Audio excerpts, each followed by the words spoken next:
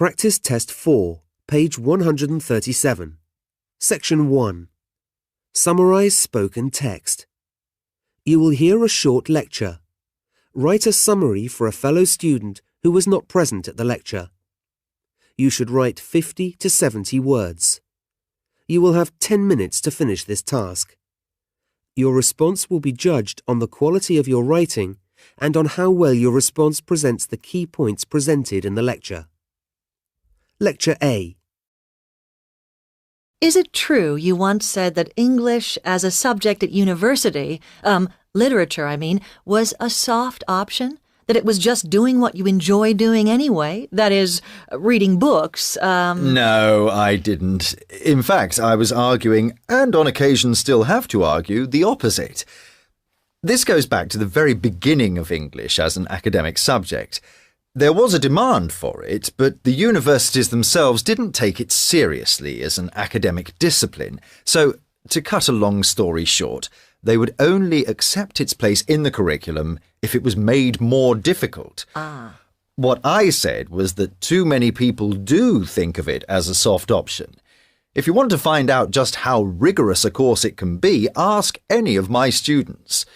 If you were to try to read the books on the list for one semester as a leisure activity, you wouldn't get through them, let alone reading them with the proper attention, and then having to come up with a suitable and well-thought-out critical response. And it's not just about the set books. There's the whole cultural context to take into account.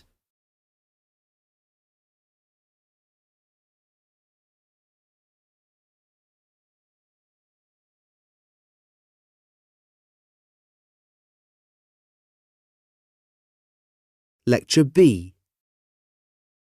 I became interested in, what would you call it, the behaviour, the psychology perhaps, of crowds after getting caught up, quite by accident, in a demonstration that turned into a bit of a riot. You may have seen it on the news not long ago. What interested me was, first, my own reactions to the way the whole mood changed from peaceful demonstration to violence. Secondly, I wondered if everyone else was feeling the same as I was, and what that said about us and how we behave in crowds. Why is it that perfectly ordinary, respectable members of the public can start behaving in ways they wouldn't dream of doing when at home or among friends? A crowd, it seems to me, has a collective mind. Each person there adds his or her mind to the collective mind and willingly gives up all sense of judgment and responsibility. It gives you, I suppose, a feeling of freedom, of not having to be in control.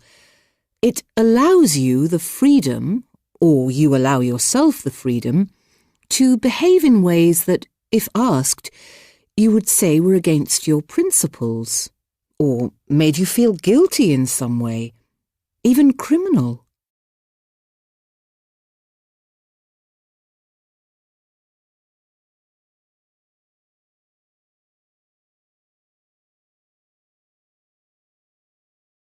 Lecture C.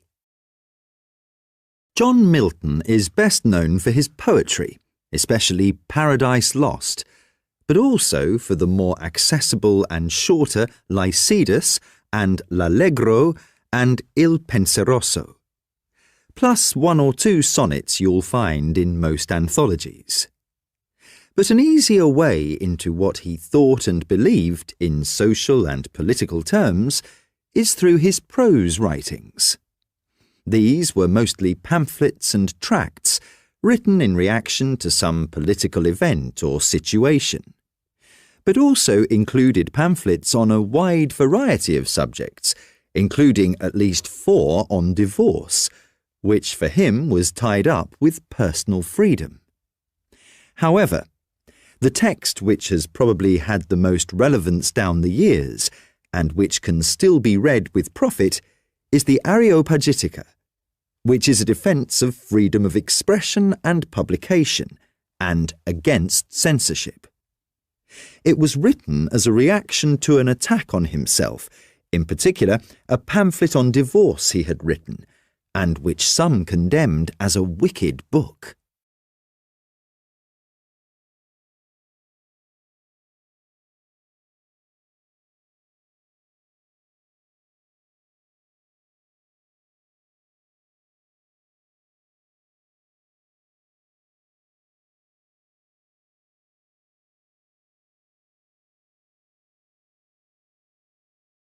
Practice Test 4, page 138, section 2.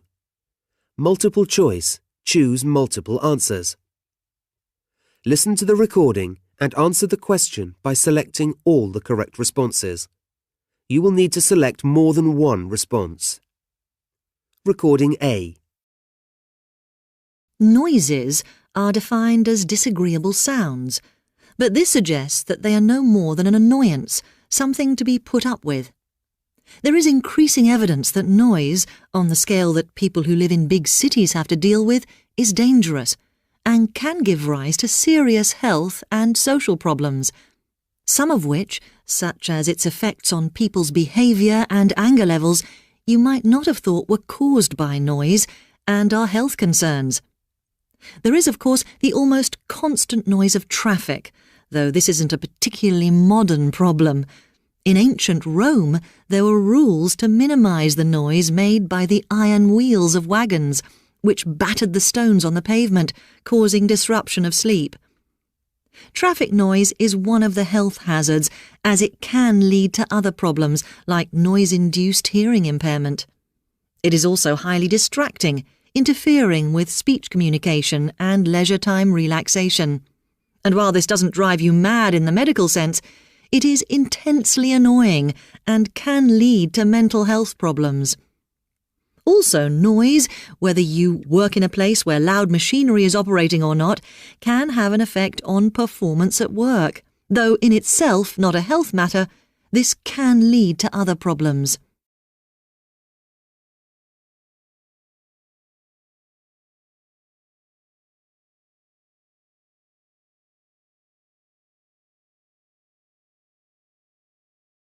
Recording B. Yes, it's funny you should mention Merwin. Until about a year ago, I thought England was the only country that had a poet laureate. After all, it's a pretty odd job, isn't it? No salary to speak of and just a barrel of wine or something as payment.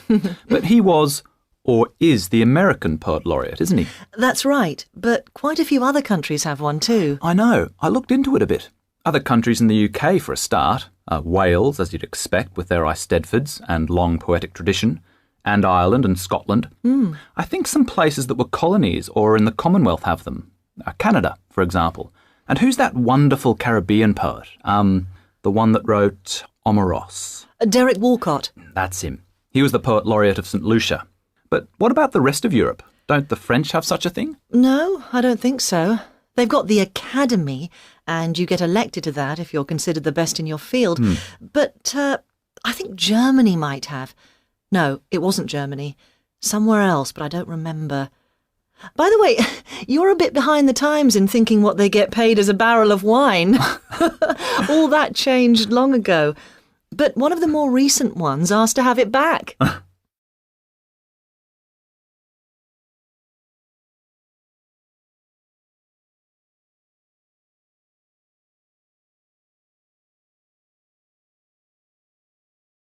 Recording C. Readjusting to life in your own country after living abroad for some time is a little like recovering from jet lag after a long flight across several time zones. It takes time.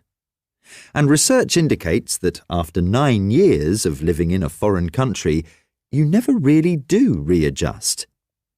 Of course, things have changed. Governments have come and gone. What you knew as countryside has become a suburb. New technologies have changed the way people go about their daily lives, and so on. These changes may well have been taking place in your adopted country, but they were happening while you were there, so you could adapt as you went along. Those are not the main difficulties, however. It is in the smaller, everyday things that you might experience what is known as culture shock, although it's not really a shock, but puzzling all the same. For example, the precise way to behave at a supermarket checkout may have changed, and in ordinary conversation, the frames of reference have changed, and quite often you find that you don't really know what people are talking about, even though they are speaking your native tongue.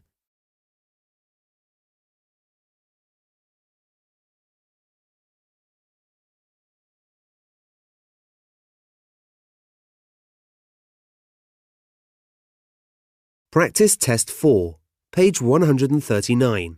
Section 2. Fill in the blanks.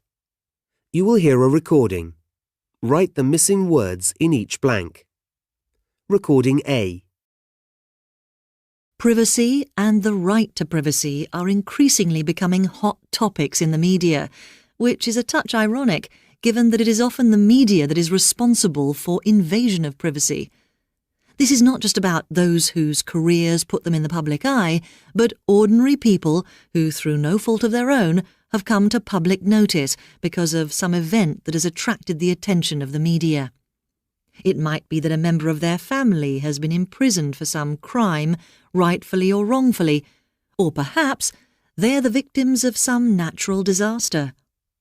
Some people argue that those who have chosen to be in the public sphere and have teams of public relations people to make sure they get as much public attention as possible, actors, rock stars, politicians and the like, have given up their right to privacy and get everything they deserve.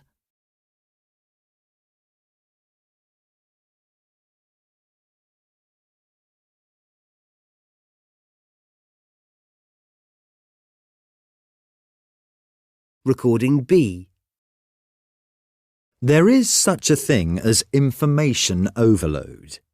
There is just so much information out there now that we can't cope with it or fully absorb it, or even decide which bits of it we want to keep in our minds or which to discard.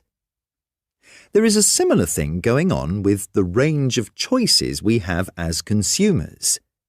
There is so much stuff out there, so much to choose from that, according to some experts, this situation is making us miserable. Most of us believe that the more we have to choose from, the better. Yet, apparently, our dissatisfaction with this wealth of choice, or rather the anxiety it produces, is part of a larger trend. It seems that as society grows more affluent and people become freer to do what they want, the unhappier they become.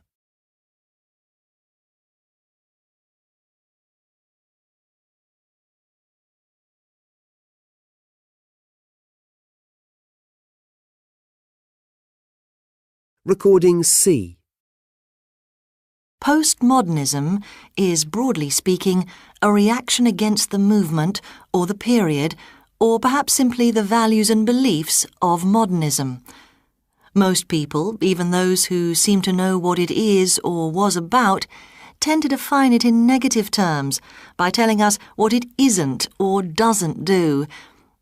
Initially, the term had a fairly limited application and referred to a new anti-modernist style of architecture. But it spread like a virus to include almost all aspects of contemporary culture. One thing we can be sure about is that it wanted to get rid of what were called the grand narratives by which we explained how the world and history got us from the past to the present. Another feature of postmodernism is its belief that truth and reality are human-centred and internal. That is, the primary source of truth in the present age is the self. This, I believe, has now all passed and been thrown in the rubbish bin of history. Yet it is difficult to know whether the age of information technology confirms the passing of postmodernism or is a consequence of it.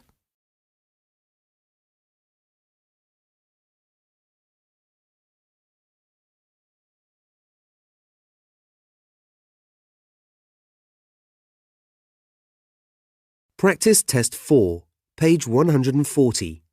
Section 2. Highlight correct summary.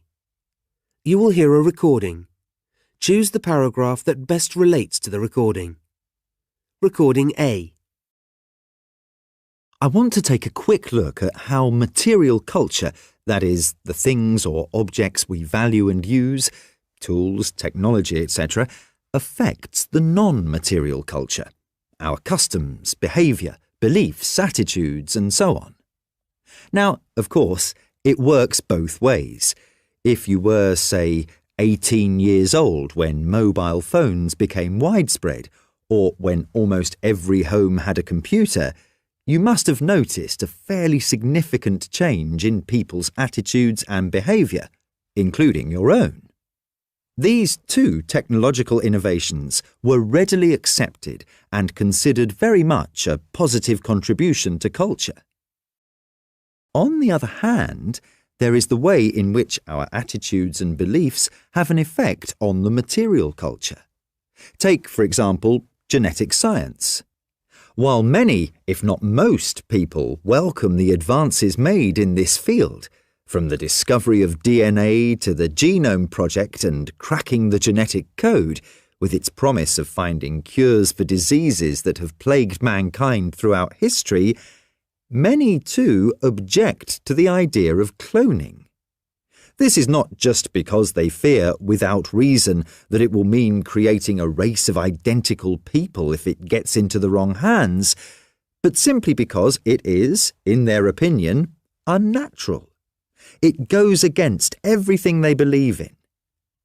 Similarly, there are many who object to genetically modified food, even when they are told it might be the only way to feed a rapidly growing global population.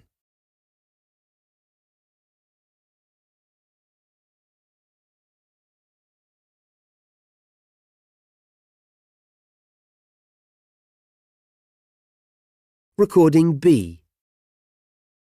Ernest Hemingway was famously masculine. We can see this in the topics he wrote about, all those fights and bullfights, all those wars, all that hunting and fishing. All this, it is thought, was overdoing it, and must point to some deep insecurity in the man. Perhaps he felt that the conventional image of a writer, as a person who doesn't do a lot more than sitting at a desk, not visibly contributing much socially or economically to society as a whole, was unmanly and carried a certain amount of guilt and shame with it. During the First World War, he was badly wounded, hospitalised, and fell in love with a nurse. He wrote a novel about a man who was badly wounded in the First World War, was hospitalised, and who fell in love with a nurse. The Spanish Civil War and the Second World War followed, as did books about his experiences in them. Now, how much can we draw on a writer's biography to explain his work? It should, I believe, be irrelevant to the judgment you bring to the merits of the individual work. Biographies of writers can be fascinating, especially if they lived as hard and fast as Hemingway, but unfortunately, these days many people prefer the biography to the actual work. It is odd that the very reason a person would want to read a biography of a writer, that the subject has achieved fame and distinction in his field, should be the excuse for not reading his works.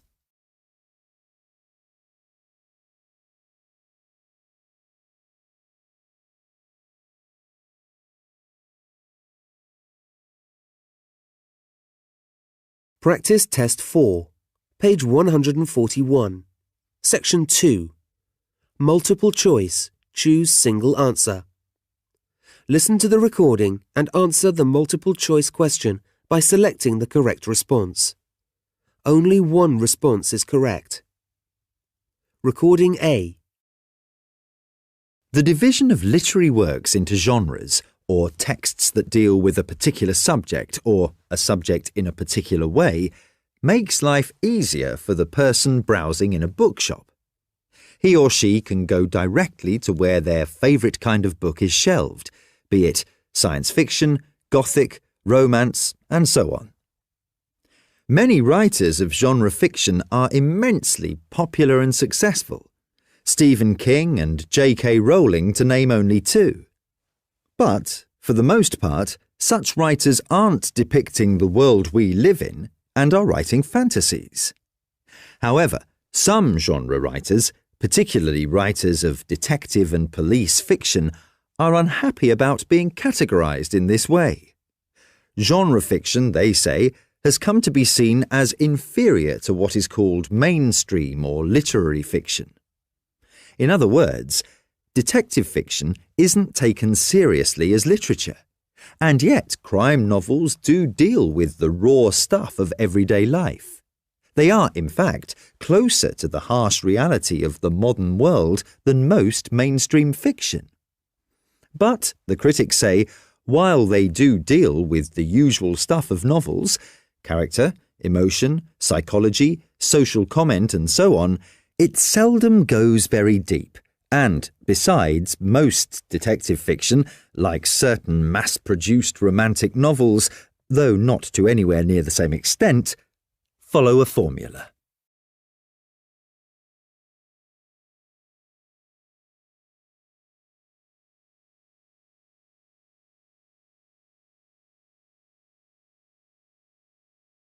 Recording B.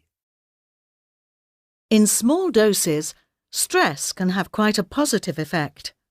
It can make you feel more alive, even exhilarated. I suppose everyone has a set level at which stress becomes unbearable, at which point they cease to function properly. I suppose, too, that it's possible for someone to train themselves to be able to take higher levels of stress by repeatedly putting themselves in a stressful situation to build up a tolerance for stress. Indeed, some jobs absolutely require this. But stress is a fact of life for all of us, and, as the figures show, its effect is largely negative. Each year, about 6 million people in Britain consult their doctors because they feel stress or anxiety, and it is estimated that at least another 6 million suffer from stress-related illness but do not seek medical advice. Long working hours, fear of losing their jobs, the difficult journey to and from work in crowded trains and buses all contribute to increased levels of stress. Then there are domestic problems, such as a large mortgage on the house, children who want to drop out of school and join rock bands, not enough time to spare to be with the family.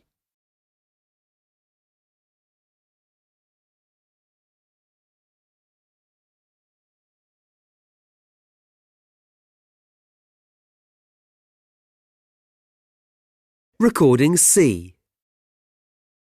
The nature-nurture debate is still going on. It is not a question of taking sides because we know that both play an important part in what makes us who we are. It is more a question of emphasis. Which of them has the greatest influence? On the nature side, we have what we get from our genes, our inherited traits, eye color and other physical traits, for example, but also, some believe, non-physical ones, such as temperament. For example, you might be quick to anger, or have a nervous temperament, and this even extends to sense of humor. On the nurture side, there is what we get from our environment and our upbringing, what we learn. Research into the human genome has recently made it clear that both sides are partly right. Nature gives us inborn abilities and traits, while nurture takes these genetic tendencies and shapes them as we grow and learn and mature. This is an important point, as it means, contrary to the belief of some, that we are not wholly determined by our genes. Scientists have known for years that eye and hair color are determined by specific genes, but some now claim that such traits as intelligence and personality are also encoded in our genes.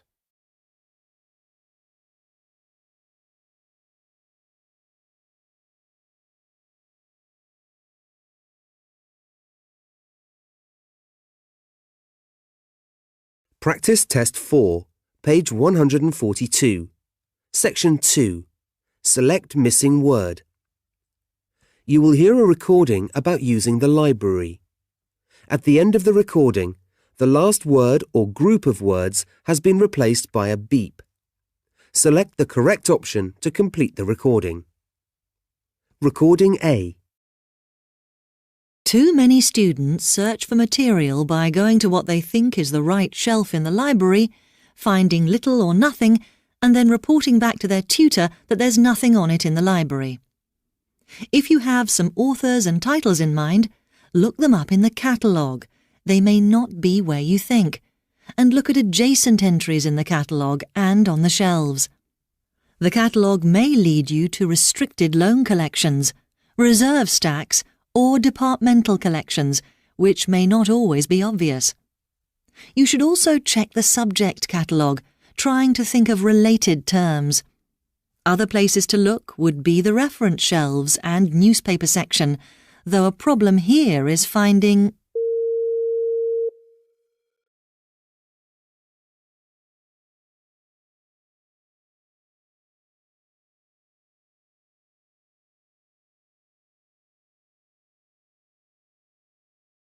You will hear a recording about the sense of touch. At the end of the recording, the last word or group of words has been replaced by a beep. Select the correct option to complete the recording. Recording B. Scientists distinguish two basic ways in which we receive information from the outside world through the sense of touch: active and passive, or, to put it more simply, touching and being touched. Being touched, or passive tactile awareness, includes sensing external pressure and temperature acting on parts of the body, and this gives us clues as to the nature of our environment. Active touching is when we explore our surroundings with our hands, feet, mouth, and so on. Because it's difficult to guess what some objects are really like with the eyes alone, for example, their weight, hardness or softness, roughness or smoothness, etc., touching them gives us a much fuller understanding of the objects around us. Yet, how touch works is very complex and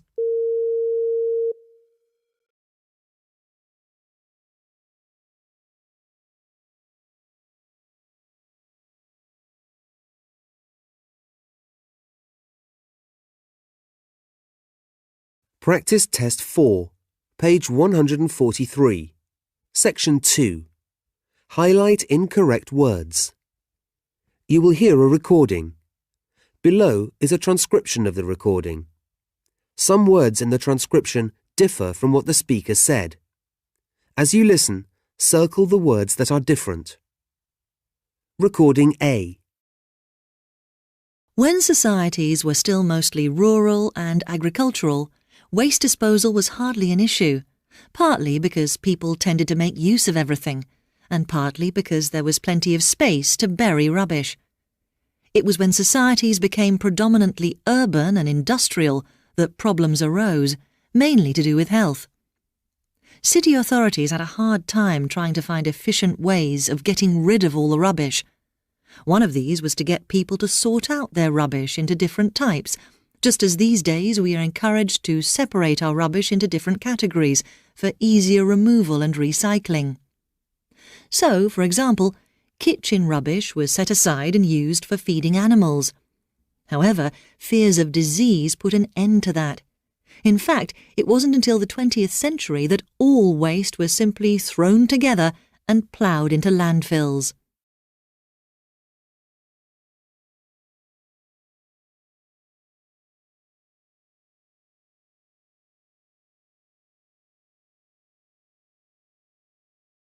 Recording B.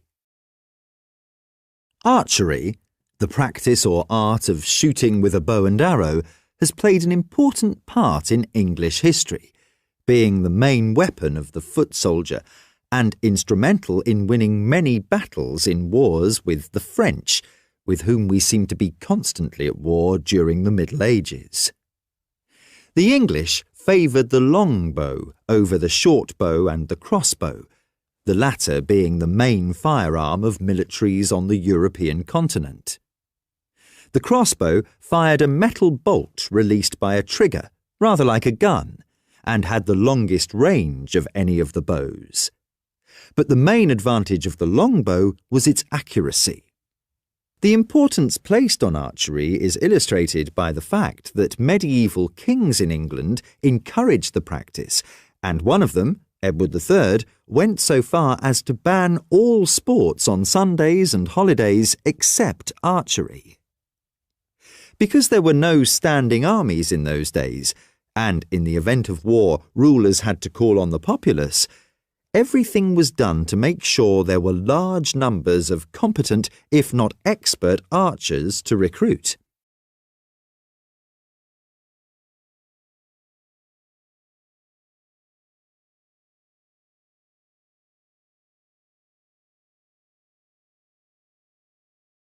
Practice Test 4, page 143, Section 2. Write from dictation. You will hear some sentences. Write each sentence exactly as you hear it. Write as much of each sentence as you can. You will hear each sentence only once. The field of social history has always been difficult to define. All essays must be accompanied by a list of references.